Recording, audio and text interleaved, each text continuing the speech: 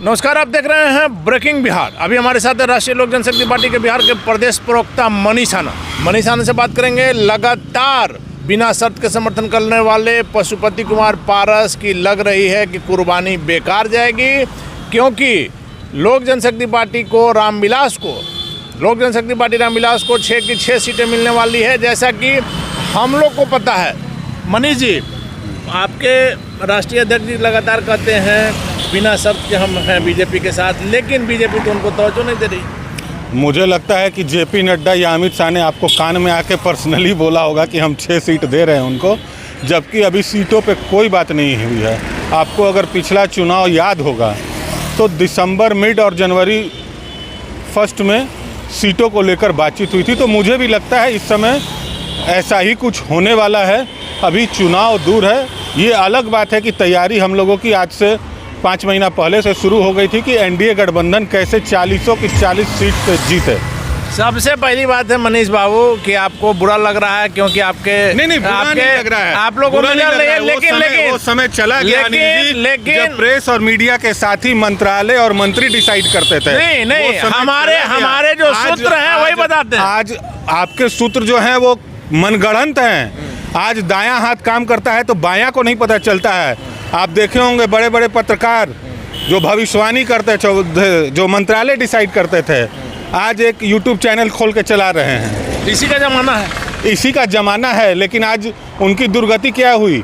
आज वो ज़माना चला गया जब मीडिया के साथ रवीश कुमार की बात कर रहे हैं। हम किसी का नाम नहीं लेना चाह रहे हैं, लेकिन यूपीए के समय में, कांग्रेस के समय में पत्रकार लोग मंत्री और मंत्रालय डिसाइड करते थे। वो जमाना मोदी जी के आने के बाद से चला गया है। मनीष आनंद जी, अगर चिराग पासवान कह रहे हैं कि उनकी बात हो गई है, उनकी फाइनल हो गई है, तो ये गठबंधन की मर्यादा को तार तार कर रहे हैं। फिर भी एनडीए के साथ हैं, आप ही नहीं हैं। हम तो एनडीए के साथ ही हैं, बने हुए हैं। आपकी कुर्बानी व्यर्थ जाएगी। नहीं, हमारी कोई कुर्बानी नहीं, हम तो निस्वार्थ भाव से हैं। कुर्बानी के विषय कुर्बानी है कि कोई कुर्बानी नहीं होगा। देखिएगा, सारे भविष्यवक्ता औंधे मुंह गिरेंगे। जो कयास लगा रहे हैं, जो सूत्रों का हवाला दे रहे हैं। सीट मिलेगा हमारा? कम से कम सीटिंग के अलावा 1 से 2 सीट हमारा सरप्लस। आप कहिए कि 5 है। हमारा सीटिंग 5 है, 1-2 प्लस हो सकता है। और चिराग पासवान कहाँ जाएंगे? चिराग पासवान अपने लेवल पे बात करेंगे कि वो कहाँ जाएंगे। हम चिराग पासवान का ठेका थोड़े बीजेपी सहयोगियों को ज्यादा सीट देने के पक्ष में नहीं है। वैसे में 6 सीटों पर दावा बनता है। वोट जो है वो चिराग पासवान के साथ है। कहाँ है? बीजेपी का मानना है। कहाँ है? ये मीडिया लोग प्रपंच खड़ा किए हुए हैं कि चिराग के साथ वोट है। 10 उपचुनाव निकाल के देख लीजिए रिजल्ट। औंधे मुँह गिरे हैं, सब जगह जमानत जब्त है। भीड़ वोट का पैमाना नहीं होता है अनिल जी। भीड़ तो बरसात में कर्नाटक में आपके राष्ट्रीय अध्यक्ष क्या हुआ? जो जिस साउथ बेंगलोर में हमारे 3 सीटों में प्रचार किया था वो हम जीते हैं। आप जानकारी दुरुस्त कर लीजिए। जी, मैंने कहा आप जहाँ गए वहाँ जीते हैं। हमारे राष्ट्रीय अध्यक्ष जहाँ गए वो सीट, ये भगवान का आशीर्वाद था। हमारे राष्ट्रीय अध्यक्ष का व्यक्तित्व है कि हम वो सीटें जीते हैं। माना जाए कि बीजेपी ने गलती किया, कर्नाटक में सभी सीटों पर पारस जी को भेजना चाहिए। देखिए, हमारा प्रभाव वाला जो क्षेत्र होगा हम उसी पर काम कर सकते हैं। हमारा प्रभाव वाला जो क्षेत्र था उस पर हम लोग जीत हासिल। प्रभाव वाला तो बिहार में हाजीपुर है। हाजीपुर हाथ से जा रहा है हमारा। कहाँ जा रहा है? पिछले बार भी लोग कह रहे थे कि जा रहा है। 2.5 लाख से ज्यादा वोट से जीते हमारे राष्ट्रीय अध्यक्ष। लेकिन पिछले बार चिराग जमुई से थे, आप लोग साथ में थे। हम लोग साथ में थे तो चिराग का तो बूथ मैनेजमेंट हमारे राष्ट्रीय अध्यक्ष ने किया था। तो आप ये बात कैसे कह रहे हैं कि चिराग थे इसीलिए हम जीत गए? लेकिन मनीष आनंद जी, हम लोग कोई गफलत में नहीं है। हम लोग रामविलास जी के चेहरा पे और नरेंद्र मोदी के चेहरा पे जीते थे।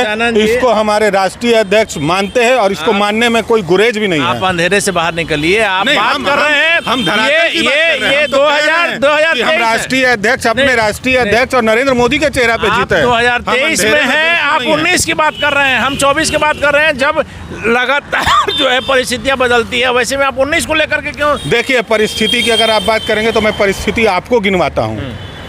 अलौली से सबसे पहले हमारे राष्ट्रीय अध्यक्ष स्वर्गीय रामविलास पासवान विधायक, सुन लीजिए, सुनने का क्षमता रखिए। विधायक बने थे। जब वो संसद दिल्ली की राजनीति में गए, हमारे राष्ट्रीय अध्यक्ष को उन्होंने अलौली की जिम्मेदारी दी। 7 बार वहाँ से विधायक रहे हमारे राष्ट्रीय अध्यक्ष। जिस तरह से पार्टी का स्थापना हुआ और लगातार बिहार में हमारे राष्ट्रीय अध्यक्ष आदरणीय पशुपति कुमार पारस जी ने काम किया, 29 सीट भी हम जीत के आए। जब लोग कहाँ शक आप है? पूरी बात सुनिए, जब लोकसभा की बारी आई तो रामविलास जी को ना अपने पुत्र पे ना अपनी धर्म पत्नी पे विश्वास था। उन्होंने हमारे राष्ट्रीय अध्यक्ष को कहा कि मुझे किसी पे विश्वास नहीं है तुम्हारे सिवा।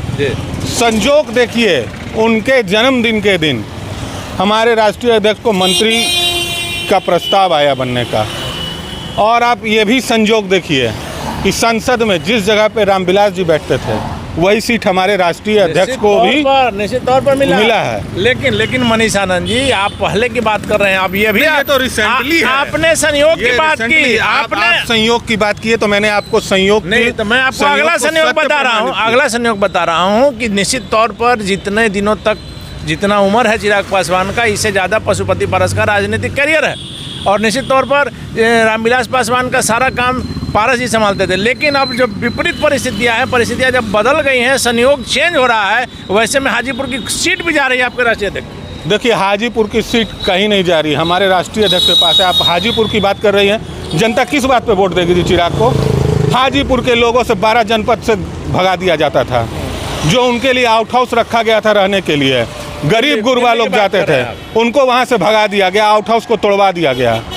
जब रामविलास पासवान जी का पार्थिव शरीर पटना आया, हम लोगों का लाख प्रयास था कि उनकी कर्म भूमि, जिनको वो माँ के समान पूछते थे, हाजीपुर में उनका पार्थिव शरीर जाए। लेकिन यही चिराग पासवान ने जाने नहीं दिया। अपनी हठधर्मिता के कारण हाजीपुर की जनता को अंतिम दर्शन से मरहूम रखा। वो हाजीपुर की जनता क्या वोट करेगी चिराग पासवान को? अगर चिराग पासवान अपनी माता जी को हाजीपुर से खड़ा करते हैं, तब पारस जी क्या करेंगे? निर्दलीय खड़ा करेंगे क्या? क्योंकि गठबंधन का तो धर्म है, सिटिंग सीट पे कोई बातचीत नहीं होती है, दूसरे तीसरे पे बात होती है। हम एनडीए से बात कर रहे हैं, एनडीए से बात कर रहे हैं। एनडीए से कैसे जाएगा? हम एनडीए से बाहर हैं क्या? हमारा सिटिंग सीट है, हम एनडीए से बाहर नहीं। अगर बीजेपी ने नहीं किया तब आप क्या करेंगे? महागठबंधन से लड़ेंगे? अनिल जी, अगर और मगर में बहुत फर्क है। अगर आपके अनुसार नीतीश जी वापस आ जाए, जिसकी संभावना भी प्रबल है, तब चिराग जी क्या करेंगे? ये भी एक सवाल है। तो अगर मगर की राजनीति में मत फंसिए। मान रहे हैं नीतीश कुमार वापस आ रहे हैं? संभावना है। नीतीश कुमार का जो पृष्ठभूमि है उसको आप देखिएगा। आज वो INDIA में घुटन महसूस कर रहे हैं। आपको मैं बता दूं, नीलन वर्मा थे जिन्होंने गोपालगंज टू रायसीना एक किताब लिखा था। उन्होंने लालू के हवाले से लिखा है, 2017-18 की मैं आपको बात बता रहा हूँ, कि नीतीश जी मुख्यमंत्री बनने के बाद विपक्ष का चेहरा बनना चाहते थे, लेकिन यही लालू यादव, यही सोनिया गांधी, यही सारा विपक्ष नीतीश को स्वीकार नहीं किया था, क्योंकि वो 18-20 वर्ष भारतीय जनता पार्टी के साथ गठबंधन में रहे थे। आज भी वही परिदृश्य है। आप देखिएगा, बेंगलोर से मुंह फुला के भागे आए कि हमको राजगीर मेला का उद्घाटन करना है। भी तो फिर ये करना है। महाराष्ट्र का भी डेट फाइनल नहीं हुआ है, डेट बढ़ गया है। जाएंगे कि नहीं जाएंगे? अब ये तो नीतीश बाबू बताएं। चलिए, मनीष आनंद जी, आखिरी सवाल मेरा है, संभावनाओं की बात हो रही है, संयोग की बात हो रही है, तो मान लिया जाए कि चिराग पासवान को 6 सीटें मिल गई, हाजीपुर भी आपको नहीं मिला, वैसे में महागठबंधन से लड़ेंगे पारस जी या नहीं लड़ेंगे लोकसभा? देखिए, ये अगर मगर मैंने कहा ना, या संभावना पर ही बात कर रहे हैं। ये संभावना बनेगी ही नहीं। आप लोग क्यों व्याकुल भारत है? हम एनडीए के अलायंस है, हमारी सीटें सुरक्षित है। हम तो आपको बोले कि 1 या 2 सीट हमारा सरप्लस हो सकता है, जाना तो दूर की बात है। महागठबंधन से लग रहा है बात भी कुछ चल रहा है? कोई बातचीत नहीं चल रही है। हम लोग विश्वासी हैं, हम लोग विश्वासी अलायंस है, विश्वासी है। निश्चित तौर पे मैं आपको कहता हूँ, संभावना ये भी है कि लोकसभा के बाद वो फिर कहीं भाग ना जाए, इसकी भी ज़्यादा संभावना है। महागठबंधन में अलग हो, कहाँ जाएं? उनकी महत्वाकांक्षा है भाई मुख्यमंत्री बनने की, उनकी महत्वाकांक्षा ही उनको ले डूबेगी। तो आपने देखा, मनीष आनंद का दावा है कि पशुपति कुमार पारस को इस बार जो 5 उनका सिटिंग MP है वो सीट मिलेगी, 1 सीट बढ़ सकती है। और चिराग पासवान को लेकर के इनका सबसे बड़ा दावा है कि चिराग पासवान लोकसभा चुनाव के बाद से एनडीए को छोड़ करके जाएंगे, क्योंकि मुख्यमंत्री बनने की उनकी जो महत्वाकांक्षा है उन्हें फिर से एनडीए से बाहर करेगी। वैसे मनीष आनंद के दावा में क्या सच्चाई है, वक्त बताएगा। फिलहाल आप बने रहे ब्रेकिंग बिहार के साथ।